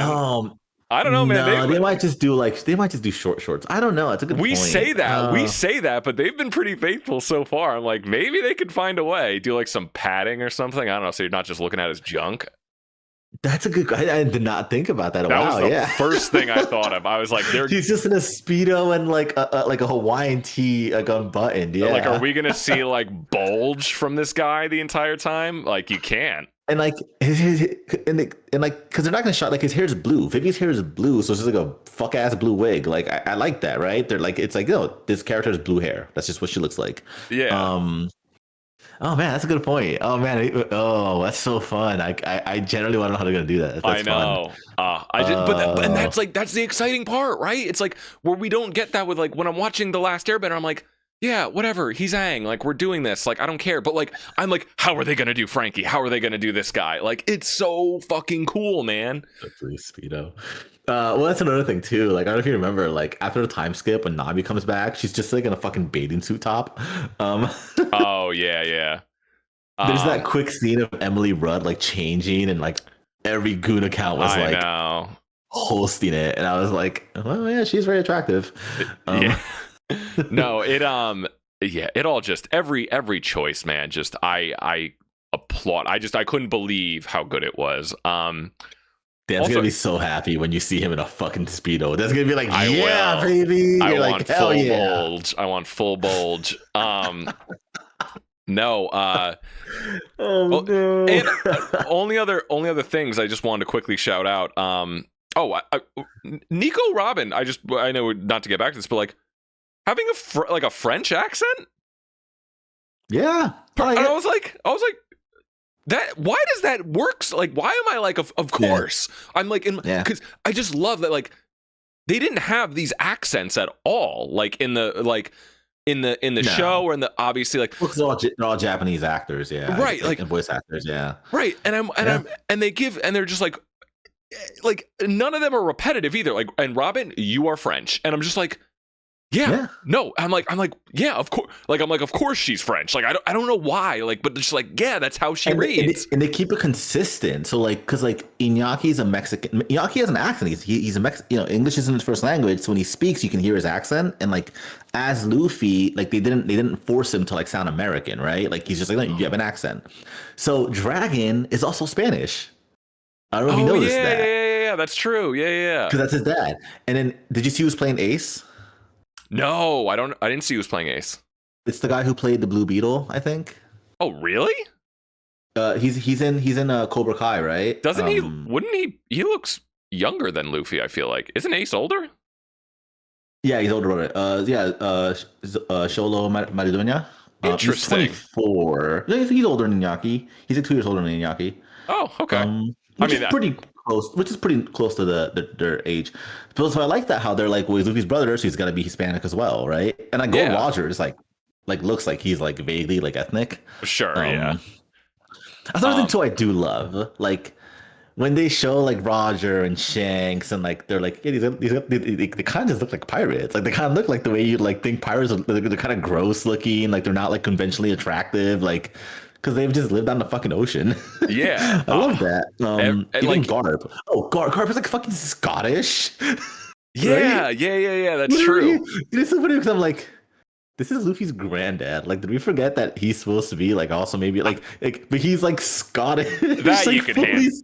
That you can hand wave away. Yeah, he basically has a Guinness in hand anytime he's fucking speaking. This man sounds so Scottish. No, even like the accent that Luffy has, I think that's how Luffy would sound. Like I don't know why. It must be like the creator's involvement, because I'm just like, that is exactly how Luffy should sound. It's like, Luffy's Mexican, I accept it. No, well, I don't know, but I'm like literally, like, I'm like, oh, of course, yes, of course Luffy's like some sort of like Mexican, or like, of course, like, but I'm just like, I never thought about it that way. There's a famous, you know what SBS is? The thing that Oda does? I don't know if you would know what that is. No. It's like every volume, I want to say, maybe every other volume. It's called the SBS. It's basically people ask Oda questions, right? And he answers them. Okay. And it's half serious questions where like people are asking him like something, and he'll be like, oh yeah, like something that I didn't really get, like basically he'll expand some lore, and he'll say like, I didn't really have time. He's like, I had to cut it, for page length or whatever. I just didn't have time to include it. So he'll kind of expand on characters. Half the questions are stupid bullshit, like what are Nami's measurements? And then like he'll like answer them, like straight up answer you. But one time someone asked like, basically like, oh, like if the Straw Hats were in the real world, like where would they be from? And then he outlined it, and I think he was like, oh, like Luffy would be Brazilian, Sanji would be like French or something, Usopp would be like African, like or South African, but he was like Frankie would be American. So like it's a very, I'll send it to you. It's a very famous like thing that he was like interesting. So the moment they started showing the cast, we were just like, well, yeah, like. Of course, Luffy's Spanish. Oda literally already said, "Oh, Luffy would be like Brazilian, like South American." Yeah. So like Oda has already been like they would be from these places. So that and like the show runs with that, right? The show is like cool. Like Vivi, Vivi's drawn like white, but like if she's from a desert country, why the fuck would she would be tan? Like it makes sense. Yeah. So they just cast like she's not Indian. She's I forgot where she's from. But I like that, it's like, yeah, like, why wouldn't she be dark skinned? She lives in a fucking desert. Yeah, she's not white Jesus. it all just works so well. Yeah, it's so keep that in mind for Frankie when they get to him, because Frankie's like the one character where he's like, oh, Frankie would be American, and so it's like, who are they gonna cast to be Frankie? I thought to myself, I was like, because they were like doing all these different like nationalities and accents, and I'm like, what would Frankie be? And I kept thinking to myself, I was like, you know what, Frankie would sound like he's from New Jersey or something. I don't know. Like that's what I had in my head. Here, I found it, I think. Did he say Nami? Did he? I remember you were telling me this, and I thought it was so interesting. Did he say Nami would be American too? Because Nami's just like an American, like white girl. It seems Okay, like. I think he said it here. Luffy's Brazilian, Zoro's Japanese, so that was perfect casting. Sanji would be French. I think he said Usopp just said African. Robin Russian, Nami Swedish, Chopper Canadian, Brooke Australian, and Frankie American. Wow. Okay. Yeah, Australian's interesting because I do like how they just cast a black actor. That was cool. Yeah, I mean, I guess I guess I would always see like Usopp as being like darker skin. I don't know, but like the guy just looks so like he just looks like Usopp. Like I don't know, because even in the even in the show, like he has big bushy hair, but like he has like what like kind of like dreads or like locks. Like, and I'm just like, yeah, that's Usopp. Mm-hmm. Like I don't know, like it just. Here's a fun one for next season. Do you remember Karoo? Oh no, wait, let me look it up. Karoo? How the hell do you spell Karoo? I'll know if Karoo.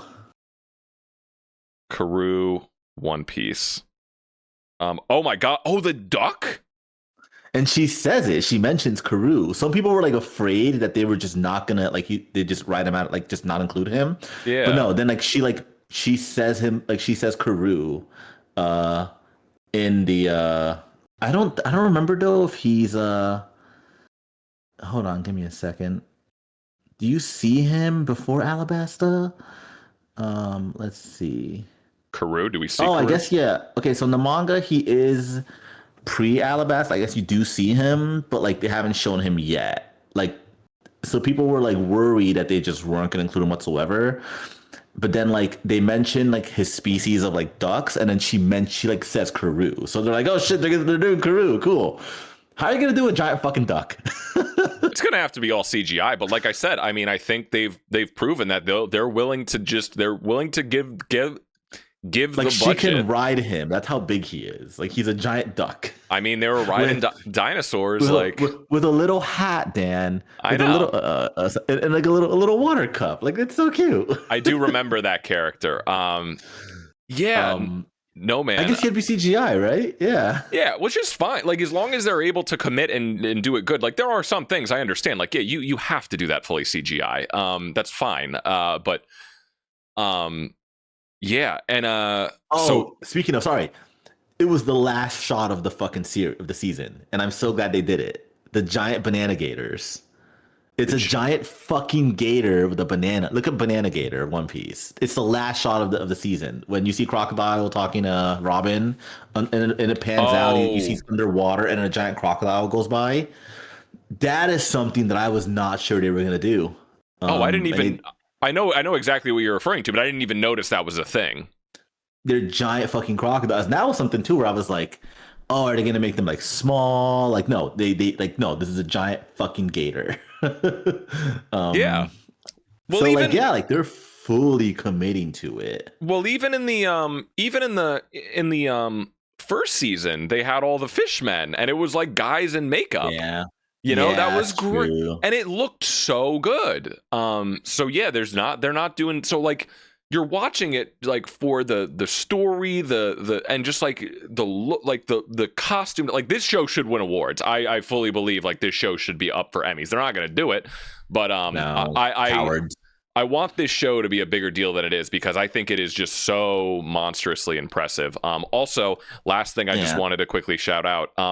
Shout out to the title cards. Those title cards and the they're all like specific to the island. Yeah, that was really cool. And the transition and the music. It's so much energy. There's so much energy in this show and the excitement.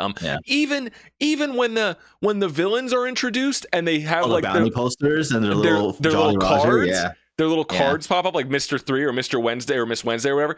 There was the one when they're in the town when Zoro, I forget, is like the nun character when she goes to fight Zoro. Yeah. The card pop up. She literally like throws the card at him. They did that in season 1 too with the bounties. Yeah. And I was like, whenever they show a bounty, the character like interacts with it. It's so cool. Yeah, no, it's really cool. It's what was it? They gave Luffy his bounty. When you see him season 2, they show his bounty real quick. Season 1, every single character got a bounty, you'd show it. Even when they show Crocodile, it shows you like bounty canceled because they're warlords. So like their bounties aren't active anymore. But yeah, I really like the Baroque Works introductions with like the little like Yeah. and like it's all personalized. It's really fun. Yeah, it's having so much fun. It's so creative, and that's like such a good use of like digital effects. Oh, like when to they fully fucking CGI'd Laboon. Duh. Like, come on. Like the giant fucking whale. yeah, no, of course, yeah. You know what? Actually, you know what was a big change they did? In the manga, Crocus also like has a little house inside Laboon. Oh, I did remember that. Yeah. So they mentioned that where Usopp was like, oh, if you kind of, like you could put a house in there, like as like a little like nod to that. So yeah, like I said, they'll do small changes, but it's like you don't have, but they don't gotta be that big, like Right. like it's fine, like because he still lives in his lighthouse as well, right? Yeah. The way they've paced it out and structured it is perfect. Like ending on the last episode with Chopper in the big battle in the town, like obviously that was just the arc, but I was like, this is also a great place to end the season. Like I thought this was like it felt like a season finale. But yeah. Well, yeah, I'm glad you like it. Like I said, I definitely want to talk to people who like have never watched anime, right, and never watched manga, like just someone who's like on Netflix, like your everyday, like someone like your parents, right? Who's like on Netflix and like, oh, this is like a fun show. What is this? And like just generally wondering what they think of it. I do. I want more. I want to show like some normie people it and just see. Should have your parents watch it. Tell your parents to watch it, Dan. I know. I'll see. One last thing I wanted to ask you. Sorry, I'm taking a lot of your time. I didn't think, but this is just. That's fine. The one last thing I wanted to ask you about, because you did mention it. I never really was big into Cowboy Bebop. I want to watch Cowboy Bebop. I've never watched. I started it years ago. I want to get into Cowboy Bebop. I just never did. But it looks. The one thing I can't recommend an Eyes Wide Watch Club because obviously. Yeah, it looks fantastic. But yeah. I remember when they announced the live action show. I watched that first season. See, I thought that. But I'm not familiar with the show. I thought that season was good. I thought that oh, this is the direction of where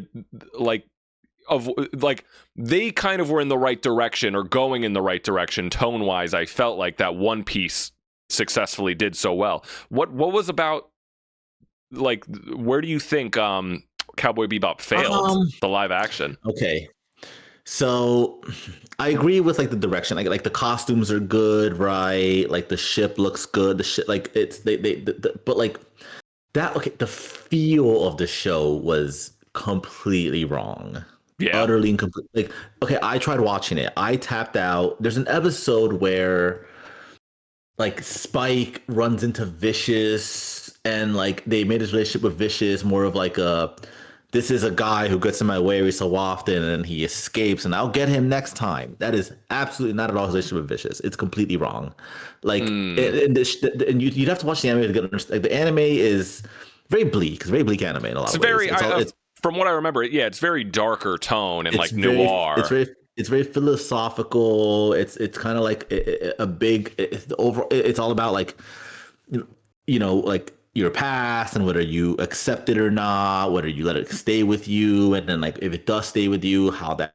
No, the show, it's like an exploration on loneliness and like I don't know, like the show seemed to want to make it a little more lighthearted and like it's not really what the show. It's not what the anime is about. It's you'd have to watch it. It's very much like I could see that almost pessimistic in a way, and by design too. Like I mean, the premise of the world is the Earth is uninhabitable. Like, so that's the reason why they're all scattered around the solar system, because you just can't live on Earth. Like some people do, and like they live in squalor, and like it's kind of like mankind fucked up. Yeah, and so there's so much crime that we just pay people to be bounty fucking hunters because why not? Like there's not enough police. I think it's a fucking masterpiece. I generally think you should watch it. It's incredible. Watch the dub because it's one of the few anime where I'm like, yeah, the dub fucking hits. Like okay, the voice acting is so fucking good. The voice of Spike is iconic. I mean, I'm sure you've heard him. I've seen episodes. Steve Blum, he voiced Tom in Toonami. Like it's iconic. Like he's legendary. Yeah, it's one of the few anime I rewatch. I gave it a year or two. It's just incredible. It's like the one where I'm like, when Maya's like 16, and we're like, Maya, you watch Cowboy Bebop, and like me, you're gonna be depressed as soon as it ends because you're not gonna understand what it meant. Yeah. Like when I Oh, watched it when I was a teenager. Yeah. Oh, that's cool. And she's gonna light a cigarette and be like, "That's right." Life just doesn't mean anything. Did Jason watch One Piece with you, or you just watched it by yourself? He was along for a few of the episodes, yeah, but Yeah, because I don't know how much I know I don't know, like I know he likes Naruto and like Demon Slayer and stuff. I don't know. I have no idea what his relationship with One Piece is. So I think he's watched it, but it's not one of his mains. I don't think he's like I No, don't think it's he not one of knows his it. mains. He knows it, but not that well. So yeah. it's not one of his mains at all. That's cool though. Yeah, But, yeah. yeah. Well, all right. To my understanding, season 3 would be because like season 2 was notably delayed from the strikes. So to my understanding, season 3 is in production already. I think they're actually on set already, like shooting it. So Amazing. here's hoping it comes a little faster. It's the kind of show where I'm like, listen, I know it's exhausting, but you get those actors out there every fucking year. Yeah. Just get them out there, get them the fucking makeup chair. Let's go, people. If you want to try to do 2 seasons in a year, go for it. Like, just get those actors out there, baby. Get them paid. Oh, hell yeah. They're getting older. I know. Let's. Do you think though? They're not gonna, but like, do you think they would ever like recast because they get to the point where like we need a new batch of actors? There's no way it's gonna happen. I'm already so attached to this cast. I don't think it's an issue that they age. They're not going to age that much. No, but that's a problem that's happening in the anime. The Frankie actor, it's the second actor now. I don't know if you really? knew that. Well, that's voice. Yeah. I mean, that's a little bit different. Yeah, but like he got like he was elderly. He's like, so they're all old now. Like if you look at the voice cast, like they're all like in their 60s and 70s now. I don't think it's nearly a problem because it's not the Stranger Things thing where like they're aging from like 10 to like 30. Okay, but think of this: The Simpsons. Have you ever heard the Simpsons voice actors now? Yeah, but they're not going to be this. We're talking like 20 years. They're going to be able to get through the manga much quicker than.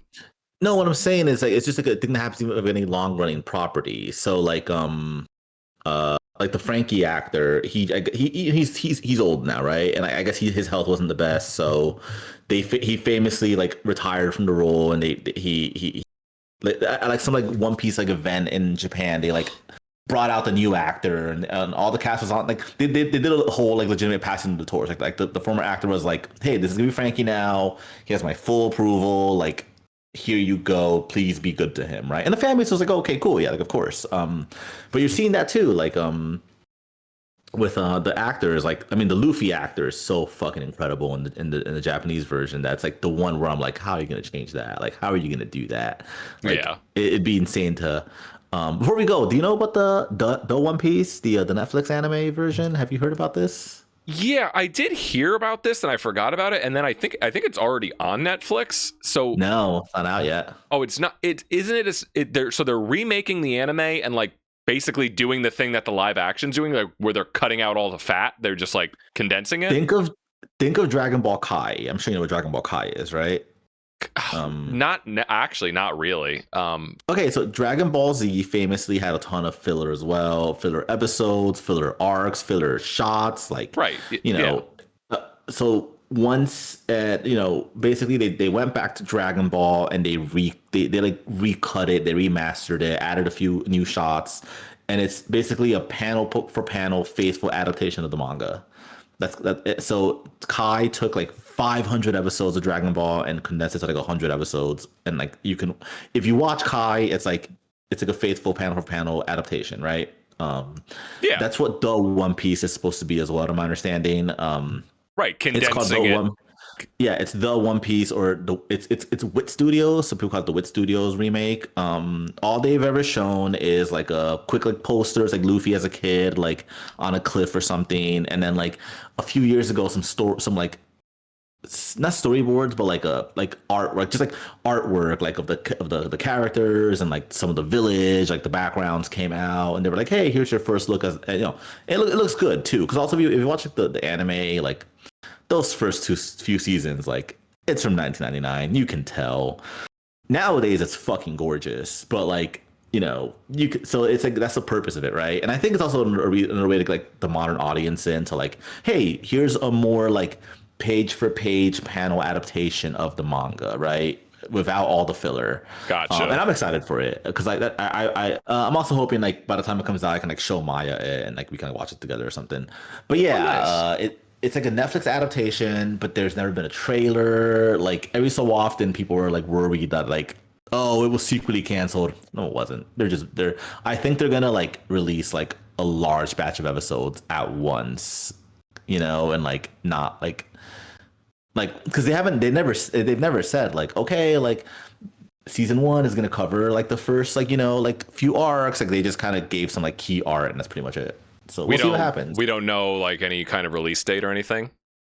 Oh man, I remember. I thought I could swear when they first announced it in like 2023, it was like, oh, coming like December 2025 or something. But I don't think, I don't know. I thought I had read that, but no, it's not out. Just look up the One Piece. You'll see like there's not much information on it yet. They just showed like, hey, here's how the Straw Hats look. It's just like their you know their first few arcs outfits, and then it was like some artwork of like Usopp's village and stuff like that, and it was like nothing you haven't seen before if you're like familiar with One Piece. Yeah, I don't think there's any. Oh man, I don't know if I was excited because I was excited to hear a new voice cast, but I thought I had read that they're just gonna have like Luffy's actor be the same as the main anime, and I'm like, why? Just hire someone new. But I'm not entirely sure. I may have dreamt that. I'm not gonna lie. Interesting. Okay. Yeah, there's no cast information last I heard. Like it's just very much like a hey, it's a One Piece remake called The One Piece. It'll come out one day on Netflix. Interesting. That's Okay. another thing too. It's like a Netflix like thing. Like it's like a Japanese animation studio, but it's like a Netflix. Like I think it might just only be on Netflix. I'm understanding. I'm not entirely sure. Yeah, look it up. Interesting. Okay. Yeah, I have heard of it. Cool. Yeah, man. Well, awesome. Well, thank you so much for coming on to chat about this. Absolutely. My first episode on the podcast. It's not Eyes Wide Watch Club. Exactly. But no, yeah. All right. Well, thank you so much. One Piece. We love it. Fantastic show. Gene, where can the people find you? I'm on Letterboxd, J3AN865. One, right? Is there a one? Sure. Look, type that in. Maybe a one, maybe a not. I don't remember. I'm on Twitter, J3N865 as well. I think there's a one there as well. Just I don't know. That's kind of it. I'm on the internet. Eyes Wide Watch Club too. And I'm in Eyes Wide Watch Club with Dan and Remington. You can catch us once a month. When's our next episode? Yeah. Next week? No, we got time. Do we? I don't know. I thought it was like next week. No, we don't know. We got. Oh no, we're we still already fucking March, right? Yeah, we already did March. Yeah, we did it on time this time. God, this month is taking forever. Holy shit. Yeah. All right. Sometime in April, we're going to be talking about Babel, the movie I picked. I'm on that with Dan and Remy, and I'm also in your hearts. So think of that, people. All right. Well, thank you, sir. And thank you, everyone.